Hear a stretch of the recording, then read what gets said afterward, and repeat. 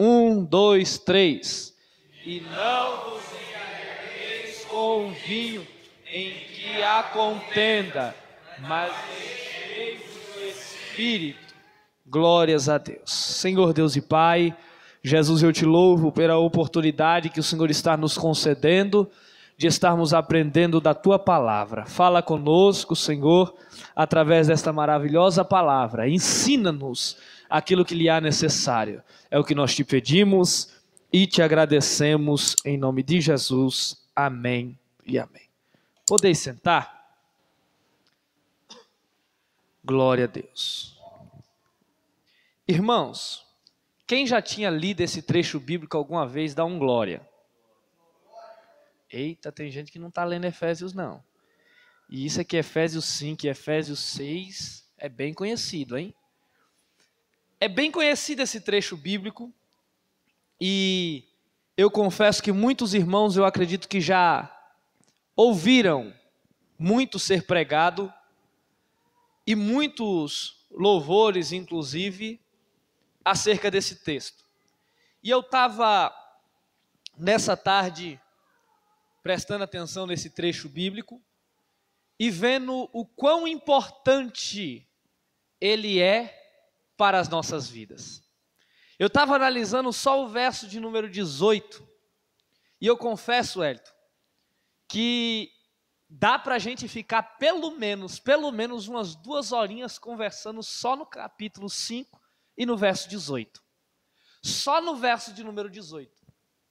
Porque o apóstolo Paulo, ele foi muito feliz na afirmação que aqui ele fez, e que a gente acredita que seja uma afirmação com total convicção daquilo que ele quisesse expor.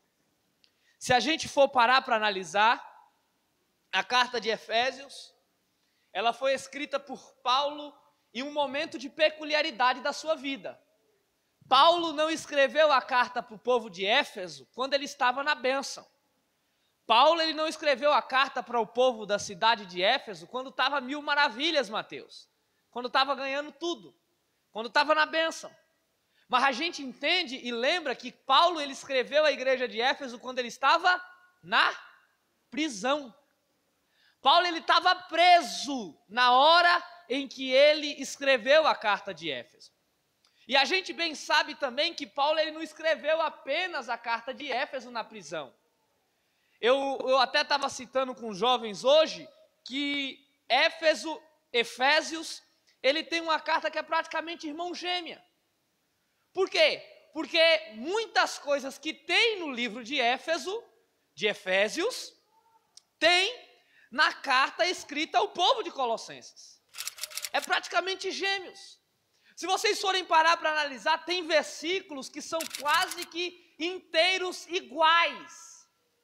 A maioria deles tem a mesma natureza, mas a mesma direcionamento, mas quase todos eles têm o mesmo foco.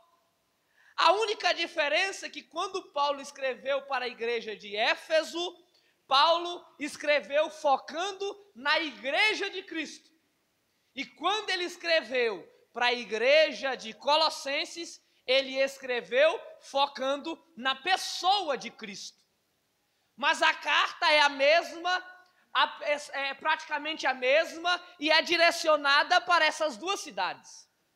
E o que me chama a atenção é que esse verso de número 18, ele é um verso simples de se entender e ao mesmo tempo complexo. Todo mundo pega o verso 18 e lembra, olha, não vos embriagueis com vinho em que há contenda. Para algumas traduções, em que há dissolução. Mas enchei-vos do Espírito, que é o Espírito de Deus. É muito lindo esse trecho bíblico. É muito forte. E é muito gostoso de se pregar nele. Só que Paulo, quando escreve isso, ele escreve intencionalmente querendo nos ensinar algo que o Espírito Santo de Deus tem que estar na nossa vida. Não é que o Espírito Santo de Deus ele vai estar na nossa vida de qualquer jeito, não. Quando o Espírito Santo de Deus está na nossa vida, tem que haver uma diferença. E é sobre isso que Paulo está falando. Mas logo quando a gente inicia o trecho bíblico, a gente vai iniciar falando que o trecho diz que enchei-vos do Espírito. No final do verso, mais para ser específico. E quando a gente lê isso, pastor Laércio, dá-se a entender que é uma coisa básica. Nós somos um vaso, um copo, uma botija, e de que Deus, o Espírito Santo, o Espírito de Deus aqui, ele é um líquido, quem sabe, que a gente colocamos dentro de nós. Assim é fácil de se entender. É fácil de se compreender isso. Só que dá-se uma impressão de que esse enchei-vos do Espírito, dá-se a entender de que temos a possibilidade de escolha de transportá-lo. Pastor, não estou entendendo.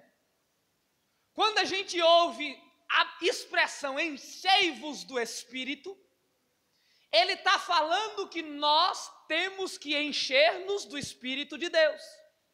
Só que dá-se uma conotação de que é simples, é fácil, porque não é muito difícil de se encher. Dá-se uma conotação de que só conseguiremos encher por méritos próprios. E eu resolvi falar sobre esse pequeno trecho, porque a gente tem que entender uma coisa, irmãos, que o povo não acredita. O povo utiliza o Espírito Santo de Deus na sua vida, ele fala que está cheio do Espírito de Deus, ele fala que tem o Espírito de Deus dentro do coração e dentro da própria vida, como se fosse algo natural, Vitor. Como se fosse algo, tal como eu estou aqui, enchendo este copo d'água. O povo conversa, o povo louva, o povo prega e principalmente erra nos dias de hoje, porque eles levam o Espírito Santo de Deus como se o Espírito Santo de Deus tivesse obrigação de consolar alguém. A única qualidade que lembra-se do Espírito Santo de Deus é a de que ele é consolador. A única que a igreja prega. A única qualidade que a igreja prega nos dias de hoje é que o Espírito Santo consola quando nós estamos chorando, quando nós estamos tristes, quando nós estamos amargurados. É a única qualidade de que tem esse Espírito Santo de Deus. Como se o Espírito Santo de Deus, ele trabalhasse para o nosso bem carnal, natural. Como se o Espírito Santo de Deus, ele fosse obrigado a estar dentro do crente, por mais errado que ele esteja, e fosse obrigado a consolar o crente na hora das dificuldades que muitas das vezes o próprio crente entra com a própria perna. E dá-se a entender que o Espírito Santo é algo tão fácil de se adquirir dentro da nossa vida. Dá-se a entender. Aparentemente, Esdras, é fácil ser cheio do Espírito Santo de Deus. Nos dias de hoje, então, é fácil demais. Mas eu tenho que te ensinar uma coisa aqui. Espírito Santo não é qualquer coisa. O Espírito Santo não é um espírito qualquer e ele não é qualquer coisa. Por quê, pastor? Primeiro, ele é a terceira pessoa da Trindade. Traduzindo, ele é o próprio Deus. Aí agora já começou a pesar. Tem um monte de gente que fala, eu estou cheio do Espírito Santo de Deus, até brincando. E não pesa as palavras que fala. Entenda aqui uma coisa, a primeira coisa que eu quero que você entenda é isso. Se está cheio do Espírito Santo de Deus, está cheio do próprio Deus dentro de você. Aí já começou a pesar. O Espírito Santo de Deus não é algo qualquer, ele é o próprio Deus dentro da nossa vida. Ele é o próprio Deus dentro do nosso ser. E temos que prestar reverência. Ao invés de nós termos em nós a ciência de que o Espírito ele tem que estar do meu lado para me consolar, nós temos que ter a ciência de que se o Espírito não estiver do nosso lado, não continuaremos vivos. De que precisamos, não para ser consolado, mas sim para persistir na fé. Aí o que acontece? O apóstolo Paulo, ele está dizendo o contexto inteiro, desde o capítulo 5, toda hora que ele fala sobre o Espírito Santo de Deus, ele fala o Espírito Santo. Na verdade, desde o capítulo 4 lá de Efésios, ele cita Espírito Santo. E aqui Paulo ele cita só Espírito, nesse trecho bíblico. Verso 18. E eu fiz questão de entender isso aqui, de ver isso aqui, sabe por quê? Porque Espírito na Bíblia tem 3. Entenda aqui uma coisa. Na Bíblia existe o espírito dos homens, existe os espíritos imundos, que são os demônios, e tem o Espírito de Deus. Tem o Espírito de Deus, o dos homens e os espíritos imundos. Paulo, quando ele está citando aqui, ele está citando com a letra maiúscula. Quer dizer que está falando do Espírito de Deus. Mas sabe o que me chama muita atenção? O espírito dos homens é um espírito até que forte, só que manchado pelo pecado. A característica do espírito dos homens é que é manchado pelo pecado. Por isso que nós temos uma natureza pecaminosa. Os espíritos imundos, tal como ele mesmo diz, são os espíritos das trevas, que são os espíritos que têm as características de perverso e maligno. Espírito do homem é manchado pelo pecado. E o espírito imundos são perversos e malignos. Só que o terceiro espírito que tem na Bíblia Sagrada é o Espírito de Deus. E qual é a característica principal do Espírito de Deus? Consolador. É não. Ele é santo. Aí agora eu vou começar a pregar. Ele é santo. Enquanto o meu e o teu espírito está manchado pelo pecado e está fadado a pecar, enquanto o espírito imundo, ele está manchado pelo maligno, o Espírito de Deus, ele é santo. Pastor, e o que isso quer dizer? Isso quer dizer que quando Paulo, ele está dizendo, enchei-vos do Espírito, falando do Espírito de Deus, ele não está falando para você estar cheio do reteté, não. Não. Ele está falando, sabe o quê? Ele está falando que o teu espírito, ele é falho. O teu espírito, ele está fadado a te fazer fracassar, a te fazer errar.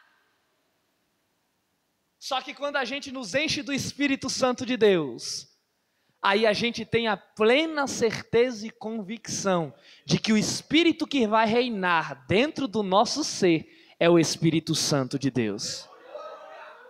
Sabe o que me é interessante? O povo só pega como característica do Espírito Santo só a parte boa, a parte que agrada, a carne, carnal. Ele é consolador. Melhor do que ele ser consolador é ele ser santo. Por quê, pastor? Porque o nosso espírito está manchado pelo pecado, mas quando existe a característica do pecado no nosso espírito e a característica da santidade no Espírito de Deus dentro da nossa vida, quer dizer o quê? Que vai prevalecer a característica da santidade dentro do nosso ser. Entenda aqui uma coisa. Agora eu te falo por que é tão sério você dizer eu estou cheio do Espírito de Deus. Primeiro, porque ele é o próprio Deus.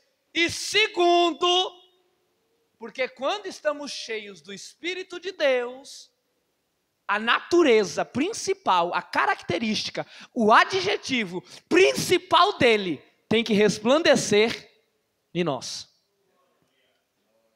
E isso daí não é consolador não. Não. É santidade.